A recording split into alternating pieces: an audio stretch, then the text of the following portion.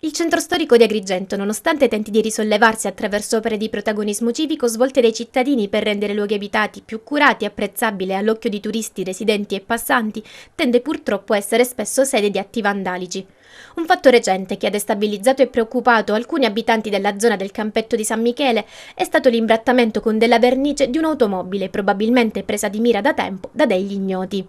Ma non solo, proprio il campetto, luogo nato per dare gioia ed un'educazione sportiva ai giovani, oramai si trova in uno stato pietoso per l'incuria e la mancanza di rispetto, che va dall'imbrattamento dei muri all'abbandono dei rifiuti, escrementi di cani portati appositamente lì a passeggio e dove di tanto in tanto vengono appiccati fuochi. Una situazione sicuramente inammissibile dai residenti, i quali auspicano che le autorità decidano di monitorare assiduamente la zona, da una parte molto popolata da famiglie e curata, e dall'altra abbandonata e degradata, oltre che scarsamente illuminata. Infatti non rappresenterebbe una novità accostare la sicurezza delle strade ad una buona illuminazione. È proprio la via Diana, sottostante al campetto di San Michele, che conduce all'ingresso degli spogliatoi dello stesso e nella quale sporgono diversi ingressi di abitazioni e quasi del tutto al buio.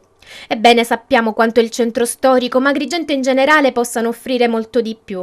Ed è stato dimostrato, ma questi spiacevoli episodi e dettagli spesso possono provocare la scelta di voler andare via, aumentandone lo stato di abbandono.